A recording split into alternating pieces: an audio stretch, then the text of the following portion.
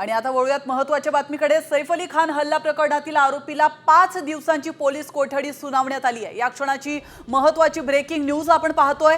मोहम्मद शरीफुल इस्लाम शहजाद असं या आरोपीचं नाव आहे आणि त्याला आता ठाण्यातून अटक करण्यात आल्याचं आपण पाहिलं होतं। त्याला अटक केल्यानंतर लगेचच न्यायालयामध्ये हजर करण्यात आलंय। तर महत्त्वाची अपडेट समोर येते। आरोपीला 5 दिवसांची पोलीस कोठडी सुनावण्यात आली आहे। या पोलीस कोठडीमध्ये असताना त्याची चौकशी केली जाईल आणि पुढील तपास केला जाणार आहे।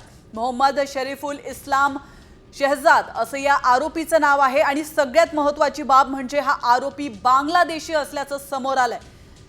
तर मोठ्या प्रमाणावर महाराष्ट्रामध्ये बांगलादेशींचं वास्तव्य वाढत चाललेलं आहे। अनधिकृतपणे हे बांगलादेशी येऊन मुंबई पुण्यासारख्या ठिकाणी राहत आहेत। तर याविषयी अधिक माहिती देण्यासाठी आपले प्रतिनिधी संजय गर्दे फोन लाईनवरून आपल्यासोबत जोडले गेलेत। संजय, अतिशय महत्त्वाची अपडेट समोर येते। सैफ अली खान हल्ला प्रकरणातील आरोपीला 5 दिवसांची पोलीस कोठडी सुनावण्यात आली आहे। काय अधिक माहिती मिळते? निश्चितच न्यायालयाकडे जे आहे ते पोलिसांनी 14 दिवसाची पोलीस कोठडी मागितली होती। मात्र दोन्ही बाजूंच्या ज्या बाजू ऐकून घेतल्यानंतर न्यायालयाने देखील आपलं मत नोंदवलेलं आहे। आरोपी जो आहे तो बांगलादेशचा आहे। यामध्ये काही आंतरराष्ट्रीय गटाचा सहभाग आहे का अशी शंका देखील जी न्यायालयातून उपस्थित करण्यात आलेली आहे। त्यामुळे आरोपीला जे आहे ते न्यायालयाने 5 दिवसाची पोलीस कोठडी सुनावलेली आहे। यामध्ये पोलिसांना अनेक गोष्टींचा जो आहे तो उलगडा करायचा आहे। आरोपी बांगलादेशी आहे, तो एका मुंबईतील एका मोठ्या देशातील सर्वात मोठी हाऊसकीपिंग एजन्सीमध्ये कामाला होता। मग ती हाऊसकीपिंग एजन्सी नेमकी कोणती आहे, त्याला कामाला कोणी ठेवलं होतं, असे अनेक प्रश्न जे आहेत।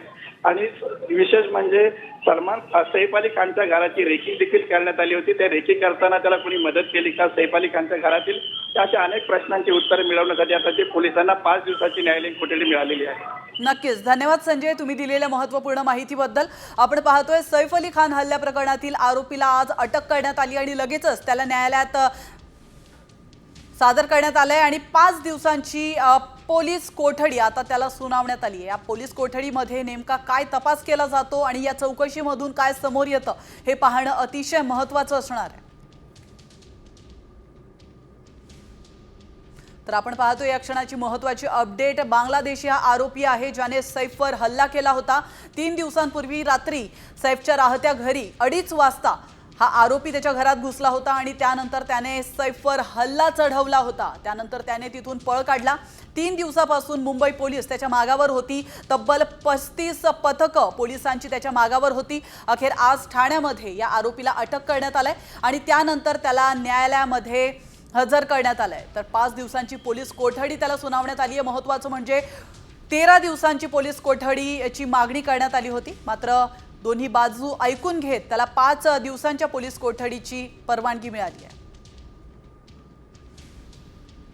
तर आपण पाहतोय सैफच्या हल्ल्यामागे बांगलादेशाचं काही षडयंत्र आहे का? मोहम्मद इस्लाम शहजाद असं या आरोपीचं नाव आहे। शरीफुलकडून बांगलादेशी मतदान कार्ड हे जप्त करण्यात आलंय। आरोपी 6 महिन्यांआधी मुंबईमध्ये आला होता अशी देखील माहिती आता समोर येते। सैफच्या हल्ल्यामागचं बांगलादेशी कनेक्शन समोर आलंय। अटक केलेल्या आरोपीकडून बांगलादेशी मतदार कार्ड जप्त करण्यात आलंय। यांच्या घरी ज्या हल्ल्याचा आणि जबरी चोरीचा प्रकार झालेला आहे त्या अनुषंगाने एका आरोपीला अटक करण्यात आलेली आहे। सदर आरोपीचं नाव मोहम्मद शरीफुल इस्लाम शहजाद आहे। या आरोपीचं वय 30 वर्ष आहे। प्रथमदर्शनी हा आरोपी बांगलादेशी नागरिक असल्याचं निष्पन्न होत आहे। या आरोपीला आम्ही माननीय न्यायालयात प्रोड्यूस करून याची पोलीस कस्टडी मिळण्याचा प्रयत्न करणार आहोत आणि पुढील तपास करणार आहोत। Saif Ali Khan, but there is a clear-cut violation of the section 43A and 35(1)AB because their notice has not been served. First of all, the police has stated that he is not a resident। 6 महीने से वो यहाँ पे रह रहा है, लेकिन वो कई सालों से रह रहा है। आज कोर्ट ने खुद सामने पब्लिक प्रोसिक्यूटर ने एडमिट किया है कि वो 7 साल से रह रहे, 7 साल से रह रहे। लेकिन 7 साल से अगर वो रह रहे और उनका क्या है बैकग्राउंड, तो उन्होंने कुछ किया नहीं है।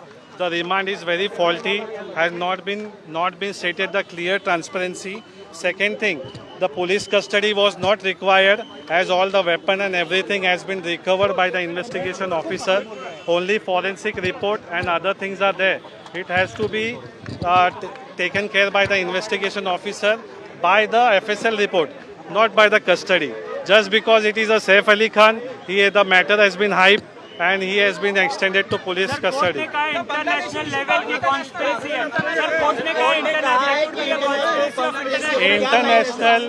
इंटरनेशनल इशू नहीं है, वो एक यंग बच्चा है, उसको स्केपगोट किया गया है.